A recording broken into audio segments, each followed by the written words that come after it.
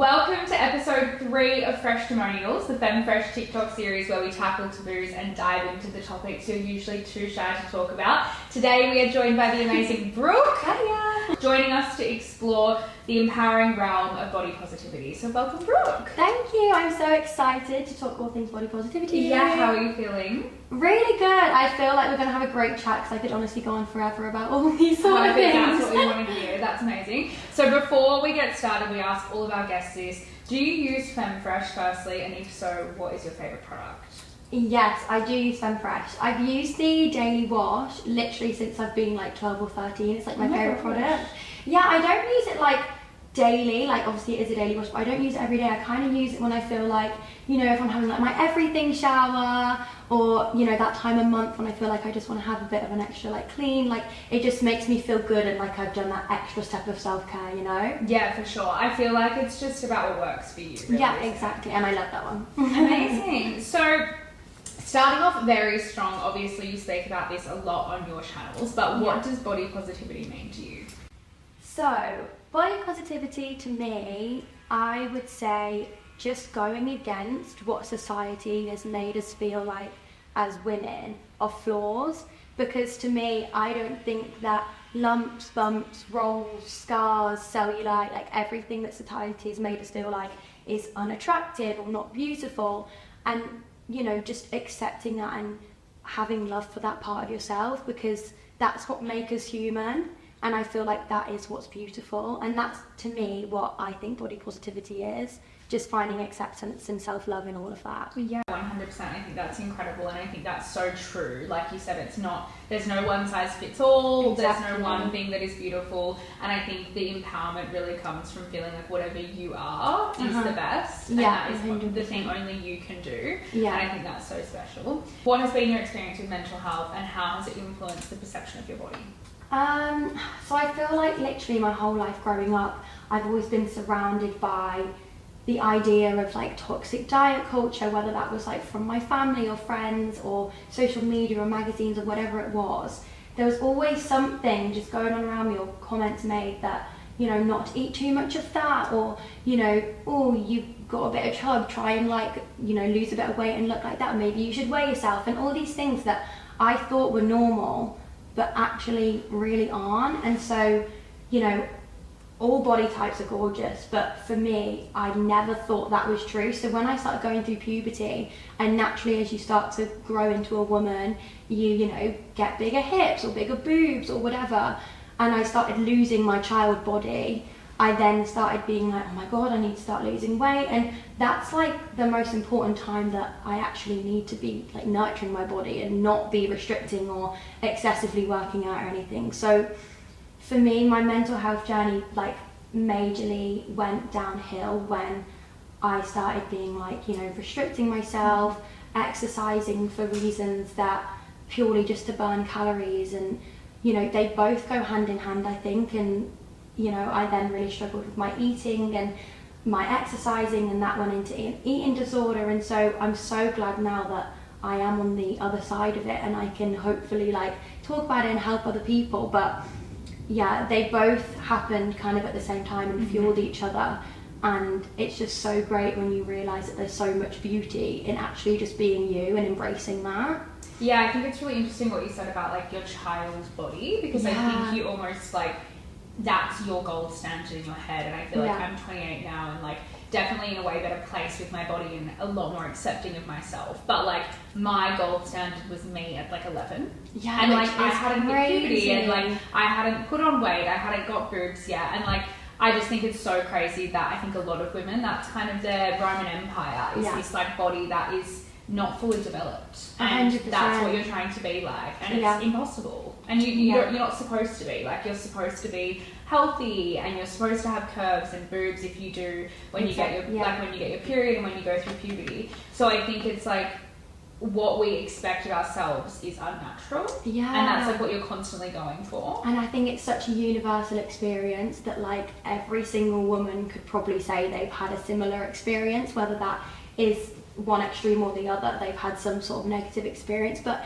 it's just remembering that like health looks different on everybody, and whether that is a smaller build or a bigger build, everybody's like healthy point is going to look different for everyone, and everyone's healthy lifestyle is different. For sure. I think also what you said about exercise, like it's not meant to be a punishment. And Yeah. I think that we like, especially with women, especially with marketing, ads, you know, certain like TV shows and programs, it's like work out to be better, not work out for your brain, not work out to feel good, not work out to like, if you're anxious, to not have such a heightened emotion during the day. Like for me, I have to work out for my brain more than my body. Me too. And that wasn't something that I learned until I was well into adulthood. And I think my perception on my body would have changed a lot quicker had I known that like exercise served a purpose other than just looking a certain way. But I was like never ever told that exercise would be used for anything else. Like I was, my mum and dad are very like all or nothing people, so they go like 6 months of the year where they'll like be super diety, and then the other 6 where they're like go like crazy and eat and drink and don't exercise and whatever. And being surrounded by that, I was like, oh, so you only exercise when you want to lose weight to look good, and then when you've not got to get ready for a holiday and be in a bikini, you just don't. So then you're like, you can be happy because you don't have to exercise. And so it's so great to finally like have so much more talk about it, and like come out of the other side and realise that I don't have to live that same life, because that would be so draining to have to live like that forever. How do you feel like your relationship with your parents, like how did they take it, I guess, when you were like, look, I think your lifestyle has massively impacted, you know, my mental health. I'm sure that was really tricky. I know for me, like my mum is what we would typically call an almond mum, and she is like on whatever diet, or like we're removing this, removing that. I thankfully have kind of always been able to ignore that. I don't really take it on board, but it's massively impacted my family as a whole. Like if she's around, like we are restricted, or we're more conscious of things. And I remember having a conversation with her about my 2 younger sisters, because they're like a decade younger than me. And I remember being like, this is really damaging to them. Like I'm okay, 100%. but like be careful. And she just kind of had no concept of it. And I think it is really hard because it's not necessarily personal. Like I'm not angry at her, but I definitely recognise that those behaviours can be really damaging. Yeah, I think the thing is, it's like I'd never be angry at my mum or dad, because ultimately like they're struggling as well without kind of realising, because they've just been brought up to think that that's what you do and that's how you live and that's correct. So I think when I, you know, first started getting some eating disorder like tendencies, and all of this and that kind of like lifestyle, and things became more disordered and more toxic, I don't think they would have ever have thought that it was related to them. I think they thought it was majorly maybe just within me, that was just what, like how I was and how I lived. And so after, you know, having an eating disorder for a while, and then having a few sessions with a therapist, and my parents actually coming in on a few of those sessions as well, was it then made clear that actually the life they've lived has had an effect on me. And I don't think my dad even fully understands that now. Like he still does it now, and my mum is so much better, and I think that's so lovely that like she can now live a healthier, happier, more fulfilled life without feeling like she's got to have a quick fix all the time, and she can just overall live a happier life, and that's so lovely to see. But I think we've never kind of had like a proper sit down chat that, you know, actually maybe the way you live life did kind of majorly impact the way I lived mine. But, you know, we've had little comments where my mum said like, oh my goodness, like I feel like it's because of this or whatever. And so, yeah, I've always just been like, well, you know what?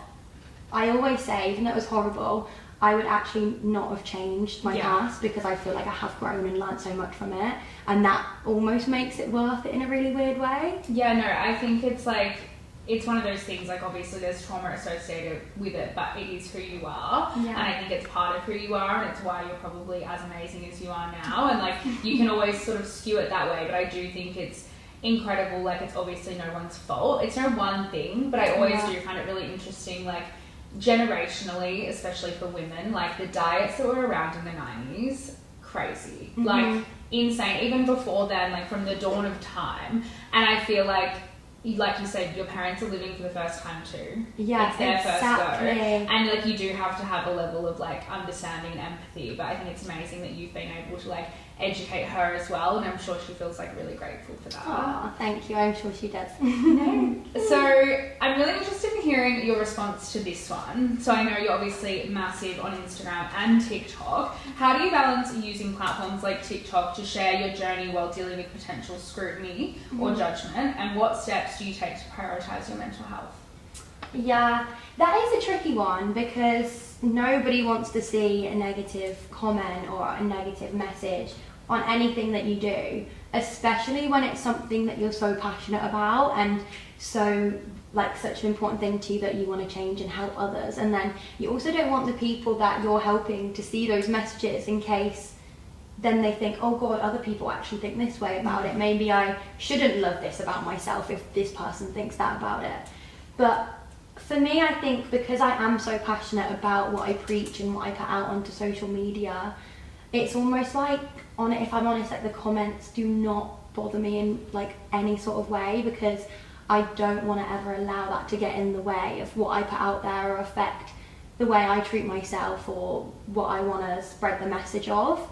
And so my number one rule is that I'll never engage in the comments. I mean, I'm not like a person to do that anyway. I'd never kind of like choose to have confrontation. But yeah, I'll never be like, hey, well actually da da da da, because I think then they're just gonna come back with another reason why it's bad or whatever. So I think that helps keep the comments to a minimum. But also just keep doing what I'm doing in a really weird way, and that builds my confidence that actually, like, even if you are gonna spread your negativity, I can still do my own thing and I can still, you know, put out the message that I'm trying to spread and help others. And that is my number one thing. And all the positive comments and all the love that I get always outweigh the bad ones, even though it can be easy to focus on. For sure. Sometimes. Do you have any like really bad ones that you remember? Does anything like stand out, or do you just generally like not read them? It's not even that I don't read them. It's almost like say someone said it out loud, it would go in one ear and come out, because I just look at it and I know what I'm doing works for me and it's right for me. So it's almost like what they're saying isn't true. Do you know what I mean? It's not real. I don't believe it. It doesn't mean anything to me. They're just words. So that, I wouldn't say there is one that particularly stands out, but honestly, if people want to say like really rude or mean things about me or say I look like anything or whatever, because I do get that. I get like people referring to me as like these like horrible animals or like whatever. People are just unhinged. No, they literally people are. on TikTok, no chill. No, I know. And if you reach the wrong audience, your whole video can like do really well just because of the engagement, just from like negative comments. You're like, well, that wasn't the intent of this video.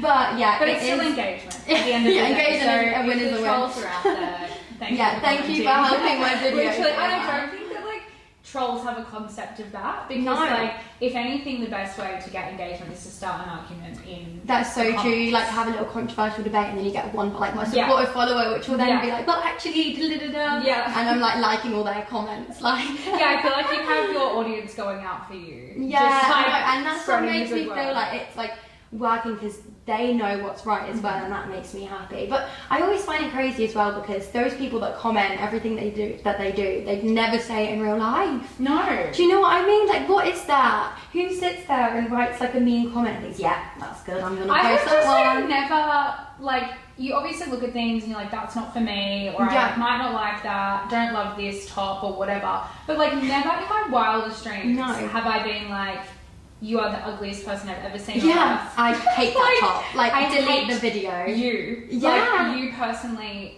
should have never worn that top. I know. It's like people think they've sent you the video to ask for your, like, brutal advice. And then they think they can just reply to it and say that, but, like, that's so mean. I also just feel like feedback not welcome. No. Like, I'm not asking. Positive vibes only. Yeah. Like, hello, read the room here. Yeah. But I don't think people will stop, so. No, I feel like though when you do go on your platform, like everyone is incredible and like really supports you, and I think like it is so nice to see that you've created that community, because obviously it does drown out the idiots. Oh my god, 100%. But like the support you get is obviously amazing, and it inspires a lot of other people. And I definitely say if you're getting bullied in real life, or if there's trolls on your stuff, or if you're scared, make sure that you just remember, like you said, they're actually not really real people. No. And if you ever line them up in a room, I highly doubt they would say to you the things they say. Oh my god, 100%. And like the fact that they wouldn't say it in real life just proves that like it's so invalid, and it's like so not worth even taking the time to hear out because they're hiding behind a screen, like because it's that not okay to say. Yeah, 100%. So you shouldn't allow that, like you shouldn't take that in. No, I love that you just are like, I don't know, it's just not real. Yeah, no, I'm just like, it's just words, like it doesn't mean anything, but the main goal is always just to create a safe space. Yeah. Like just people can come on my like account or channel or whatever and just feel like it's a bit of a breath of fresh air and they don't have to like compare, or you know, they can have like a little ounce of reality for a bit, which is often not seen a lot on social media. Yeah, I think it's quite hard when you're, especially if you're kind of like doom scrolling or if you're just scrolling consistently. Which I do all the time. Oh my gosh, I'm shopping for it. Personally, if I don't get my hour on TikTok a day, I'm like, oh yeah, I can't. that's your little like serotonin boost. Yeah, like, I love it. It's non-negotiable. It's not actually doom scrolling for me. I like love it. I have my hour and then I'm like liberated. So past the hour is your doom scroll. I'm like past the hour, it's probably not useful. But for the hour, I'm like, I've recharged my battery, I'm feeling good again. But I do feel like it is hard sometimes, especially with the algorithm, you get pushed things that might not be,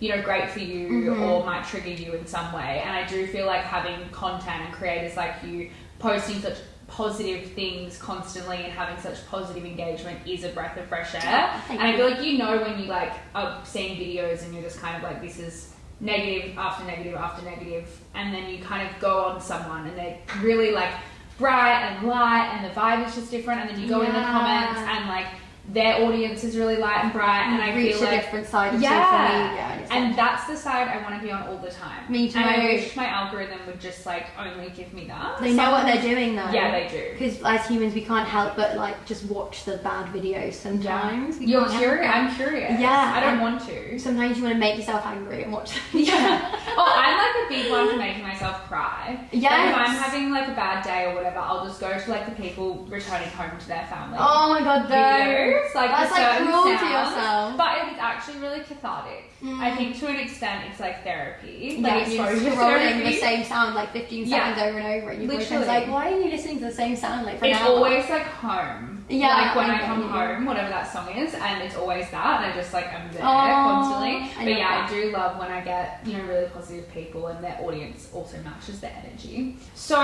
2023, I feel like was the year of the woman. We had Barbie, we had bows everywhere, we had amazing monologues. What do you feel like going into 2024? Like, I feel like we can keep that energy going. So what are you doing to keep the kind of female feminine energy? First of all, I just want to say I completely agree. Like 2023, I feel like we've noticed like such a huge difference. And I don't know about you, but after I watched Barbie, I just felt like women had this new like connection and understanding and like community, because I do feel like women naturally can somehow feel a bit in like competition or a little bit like against each other, and I feel like the Barbie film and things like that just help us all feel like we're working together rather than against each other. Do you know what I mean? Yeah, 100%. I think it's like the community element, and you almost like realize that we are all like here for each other, not against each other. 100%. And I definitely noticed like the energy shift. Me too. Like from like that movie onwards. Yeah, I loved it. I thought it, and it went on forever. I loved it. I could watch it every day, like as a pep up for my day. But I do think that there was definitely like an energy shift with like females in general. I think especially like in workplaces, people were no longer like visualizing their colleagues as competition. It was like we're a team, and you can bond over something, because at the end of the day, women all experience pretty much the same things every single day, whether that's like the judgment or intimate health or acne or hormonal imbalances, like whatever it may be, women do pretty much experience the same things as each other.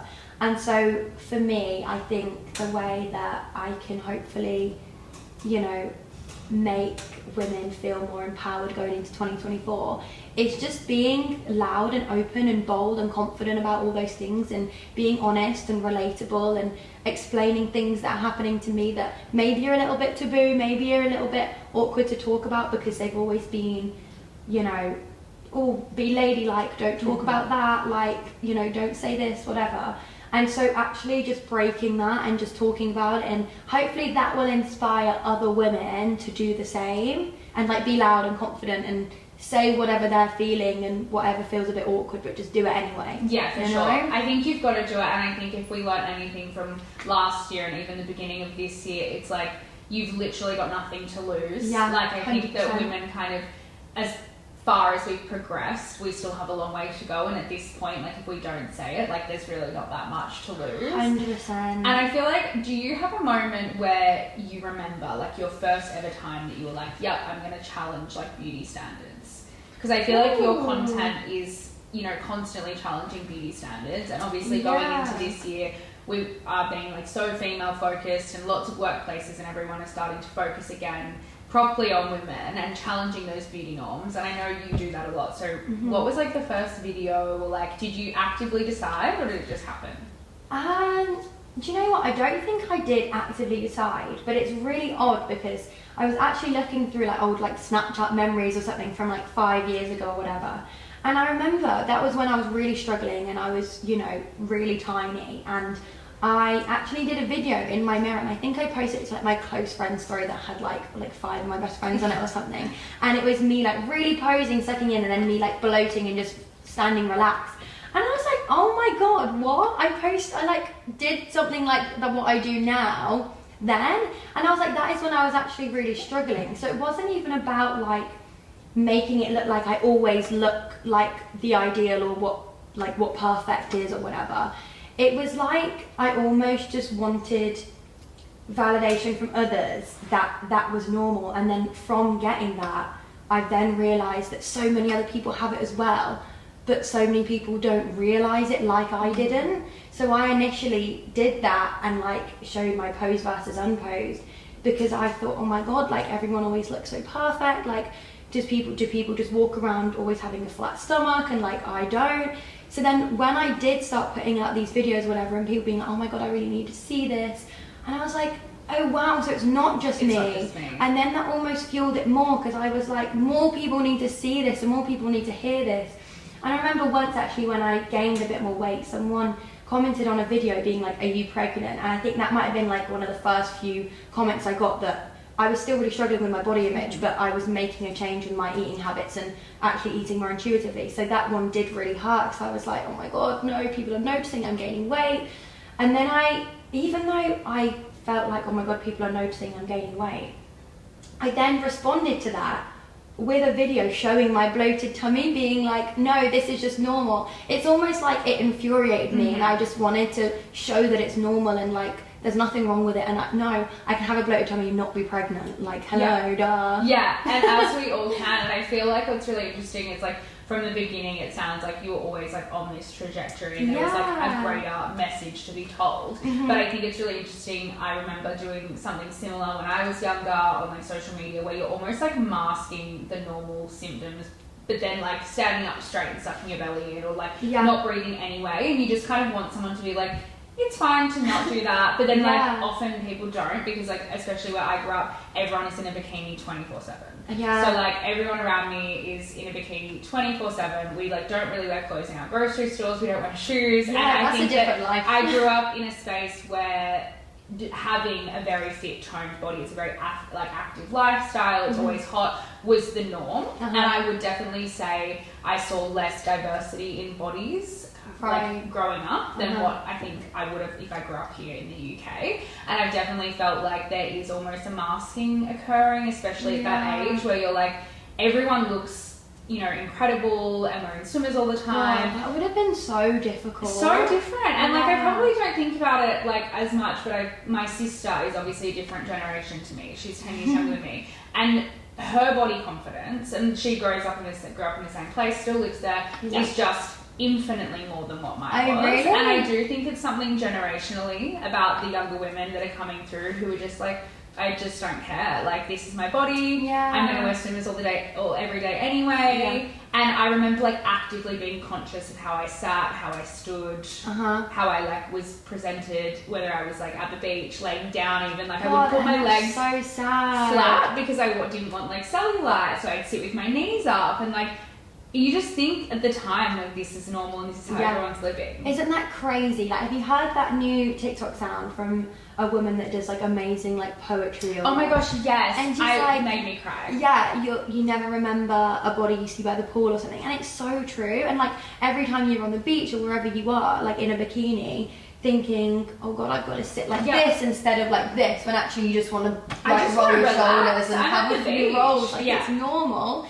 And that would always probably have a bit of a damper on your day. Like, you can't just be you and confidently just rock your body because you're thinking, oh God, who's over there? Like, oh God, is that a bad angle? And so it's like, but have you ever remembered someone just lying on, like, sunbathing? Like, no. But I do find it, like, it's interesting because I've never remembered someone, but I do find myself, and this is definitely, like, societal pressure, I think, and how I was, like, I guess, conditioned. But I do find myself being like, wow, good on her. Yeah. And I think that's as bad as worrying about myself. Because, like, I think there's this image in your head of whatever is perfect. And that's something I'm definitely working on. But growing up, I remember being like, wow, that's really brave.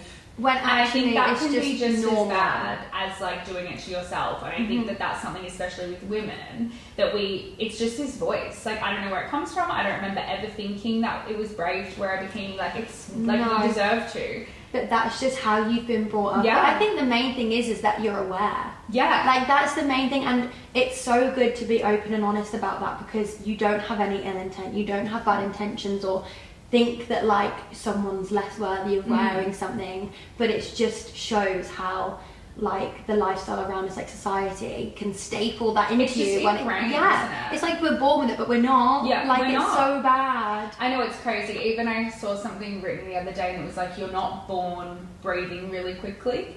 Yeah. But, like, as life stresses occur, your breathing gets faster and faster. Really? And you can unlearn that. But it's just from, like, basically people like, oh, this is just my, like, breathing cadence. And then if you actually, like, look at babies or kids or whatever, they're just, like, at a baseline 0 often. What? Yeah. And then over time, That's like, so obviously cool. trauma builds up, anxiety, stresses, and, like, your baseline 0 is no longer 0. And I feel like I never remember these comments being said to me or, like, it being told. It was almost like unspoken. And what I think is crazy is if you were laying on a beach and, like, everyone had, like, a speech bubble.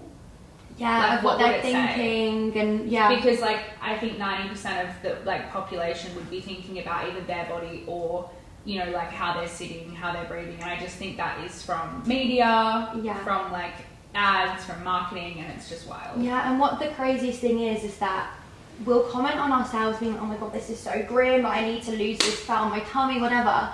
But then if your friend said that about themselves, you'd be like, oh my goodness, you're gorgeous, don't say that about yourself. Like, so why doesn't it apply to ourselves? That's what I always try and remind people. Like, if you wouldn't say it to a loved one, what advice would you give to someone that's come to you and said something negative about themselves? Because you would never look at them and think, oh my God, you're so right, like, you really need to lose that.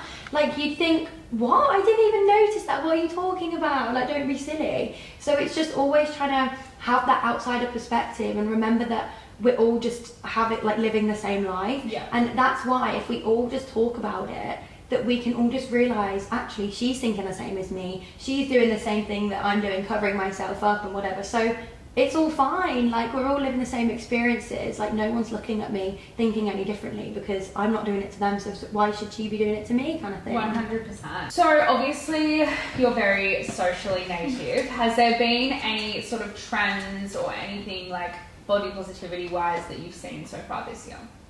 I don't know if it was this year or maybe the end of last year, but I've seen this trend and I'm not sure if you've seen it, but I really love it. And it's basically where we show, like, parts of our body, whether that's, like, our stretch marks or our fingertips or, like, cellulite, and then afterwards show a clip of, like, something in nature, whether that's an animal or, like, the sea or the clouds or whatever.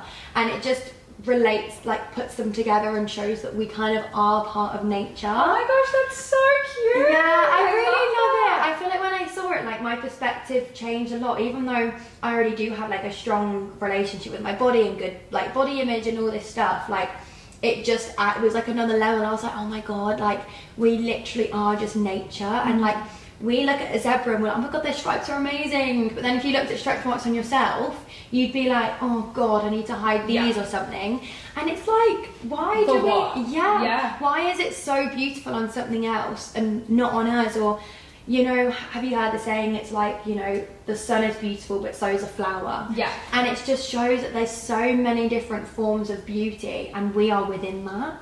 And I think that's such a gorgeous way to look at it. I think that's so amazing, because I think we all look at nature with such like awe. We're like, wow, look at what nature's done. Like, look at the sun, look at the moon, look at the ocean. And like, essentially we are part of that, yet we're 100%. So critical on ourselves when like I could look at a tree and literally be like in tears. It's so beautiful. Yeah, me and too. It's lived for like 1,000 years. And I'm out here just like tearing myself apart. Yeah, and like look at what we do and achieve every single day. Yeah. Like, we're incredible. We're literally incredible. And yet we're like, negative talk, negative talk, negative talk.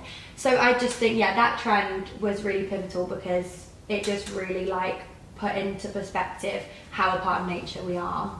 For sure. I think perspective is everything, but I think it's so nice when you see something that it definitely challenges the way you think, and that makes you think outside of your norm, because I feel like that is the one benefit of social media for sure, is that it does show me things that I wouldn't have otherwise ever seen or have thought. And I think then you're obviously going to take that into the rest of your life, the rest of your year, day, whatever it is, and I think it can be so inspiring to have like that change of thought from a video or like a movement like that. So I'm very interested to know what strategies you put in place on the days where you're like feeling maybe not 100%, where your mood is low, where you're maybe not feeling great about yourself physically as well. Yeah, I feel like depending on the day, like different things work. Like, it's not kind of, okay, when I feel low, I'm going to do this, you know? Like, it just kind of depends on the day. But anything kind of self-care related, whether that's going on like a walk and just taking 30 minutes myself and putting on like a really good feel good podcast or feel good music or whatever, or literally just putting on some fun music and having an everything shower and using my Femme Fresh products and feeling like I'm really just using all my favourite products to make me feel my best. And then you come out of that everything shower and you put on a face mask and you watch something that you really enjoy and eat a yummy meal or something, and it just helps my confidence like so much to know that I'm going out of my way to put myself first and make myself a priority and like focus on me feeling my best. And all those little steps and like habits when I'm feeling down help me so much. So it's always just like the little things, like taking it back to basics, using your favorite products, like putting in a hair mask, watching your like favorite film, whatever it is. Things like that just make me feel my best. For sure. I feel like when I know I am like susceptible to those low moods too, not just like when I'm in it, but if I know that I've got like a big week or a big day or like something's coming up, I'll almost like proactively do those things. Like I'll proactively have an everything shower, or I'll proactively like have my hour of TikTok, because I know that I'm not going to get that time later, and I don't want to like miss the opportunity to do those things and then kind of be like fixing it. So I think it's also about being like proactive before that comes, because like life gets in the way and you're not always in control of like when you're going to be stressed, when you're going to feel crap. And so I feel like it's about doing those things as much as you can in the day-to-day as well. Yeah, definitely. And sometimes it's not even about like what you've done that makes you feel better, it's just knowing that you've gone out of your way to try something, and then it like makes you feel good that you are putting yourself first, you know? For sure. I feel like sometimes it's the act of actually like just getting up and doing it, not actually what it is. And I find that like especially with anxiety and depression, that's like sometimes the hardest part, is getting up and actually just starting. You just get in a bit of a rut and then you think, oh my god, it's impossible, but you know it'd help you so much, just tidying your space or whatever. That to me is literally like the best thing ever. Do you know what's just like so annoying is that it works. I know. I don't want to. I know. Like I absolutely do not want to clean my room. So when they click your fingers. But when I do it, like decluttered mind 100% instantly. 100%. And same with like the shower, or like if it's washing my hair, or unfortunately exercise does work for your mental health, believe it or not. And like I sometimes find that like the starting of something is really hard, even if it is like as simple as a shower. When you've got low mood or mental health, you know, going on, it just feels like that is the hardest part, is like getting in the shower. Once I'm in there, it's like a party. And then like you're every out and you're like, wow, I'm so productive, I feel great. And it's just crazy how our minds trick us into thinking that that's like not beneficial. I know. Or like you shouldn't do Your that. brain, well, it's funny because our brain makes us not want to do it because it wants to protect us, even though when we do it, we're going to feel great. But it's like, oh my God, you're anxious, like, protect yourself, stay in a little void, don't do anything today. But it's just fighting against that and doing it. Doing the things that your brain's telling you not to do. Literally do it anyway. So obviously you've had such a journey with your mental and physical health, but how has body positivity attributed to the improvement of your mental health? I really love the saying, like, let your body be the product of a lifestyle that you love. And when I start really trying to live by that, I feel so much more better mentally and physically, like with my body image and my mental health. Because if you're living a life trying to change your body in a way of like self-hatred, say you're exercising just to burn calories and you're not eating what you want and you're restricting yourself and you're just eating like the low calorie versions of everything which tastes disgusting, and then not only are you going to have bad physical health, you're then going to have bad mental health because you're hating what you're doing and you're looking at yourself and hating what you see.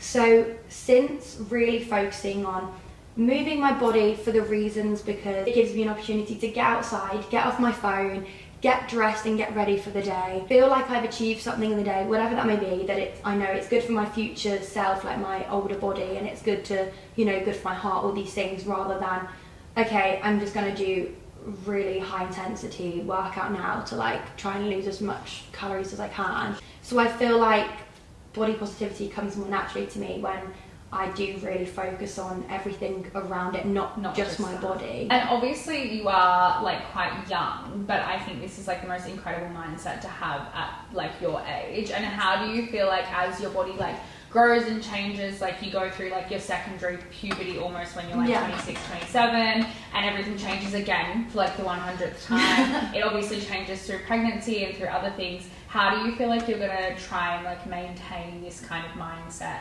as you go into like adulthood?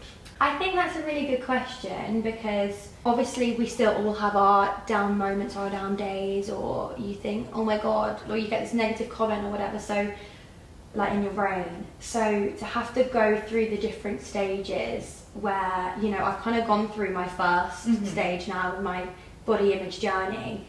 But I think because I have built up such like a strong wall against these comments that it's like keep reinforcing that to myself, keep journaling when I do have the bad times, keep reminding myself that me at any shape or size is perfect because my body is just doing its thing.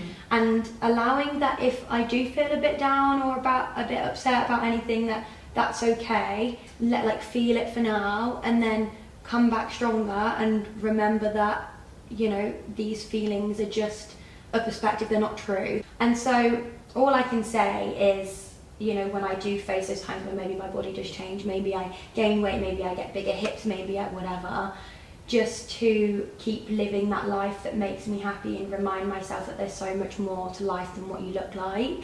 And also to like anyone that's listening, that if I've done it, then so can you. 100%. It is possible to come out the other side if that takes a day, a week, a month, a year.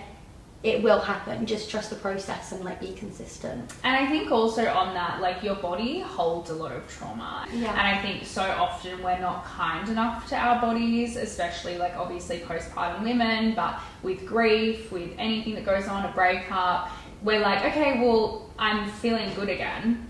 So why am I still physically not where I want to be? And your body is just on its own time journey. There is no limit. It is just a whole theory of trusting the process, and it's true and it works. It might not be overnight, but just try not to get in your head about how your body looks, and that's the main thing that I feel like we all need to remember sometimes. 100%. So, building on that, considering the crucial link between intimate health and mental health, how can we foster good mental health and body positivity? For instance, addressing concerns like lower sex drive, intimacy issues, and susceptibility to infection, which may be connected to mental well-being. I know when I'm on my really bad anxiety days, the last thing I feel like doing is having sex or being touched or being in get a off space. me. I'm not now, but it's not even I don't even think there's an expectation on me to have sex or to be present in those moments, but as a woman I feel like at all times I have to be 100 in my job, in work, in my life, in my relationship, and also still live with anxiety. And so Yeah. like, how do you think we can kind of push past that? For me, with my issues with my body in the past, I've always kind of not focused on my health, instead focused on what it looks like. Whereas now I completely flip that, and it's all about my health and all about feeling my best and that kind of thing. So for me, since getting a better relationship with my body, I feel like I want to do the research on what feels good for me and what works for me. And specifically with intimate health, growing up, like, everything's always been such a taboo, nothing's been spoken about. So for me, if I feel like there's something wrong, if I want to learn something, like seeking professional advice, trying out new products that work for me, and just really finding what is best for me, because everyone is different. And also speaking up and like talking to other women and other girls, because 99% of the time they've probably gone through what you've gone through, and learning more about my body and my intimate health is so amazing to me, because I feel like it's honestly something that like I still don't know hardly anything about, because it's not something that you really get like taught in school or whatever. And so I do still have so much more to learn, but just sometimes taking like 30 minutes just to research more about like my intimate health and what I can do, and is this normal, and what should I do if this happens, and just trying new things. Like, I feel like that is a new thing that's happened since getting a better relationship with my body and self-love, because I know that it's to better myself and my health and feel my best. Thank you so much. We have loved having you on this series, and thank you so much for sharing your body positivity and mental health story with us. Thank you. To those watching, please remember how powerful these conversations are. The more we talk about them, the more we break down stigmas and redefine beauty standards. Next time on Freshtimonials, we're exploring the highs and lows of pregnancy and postpartum with a very special guest. Until then, bye! Thank you.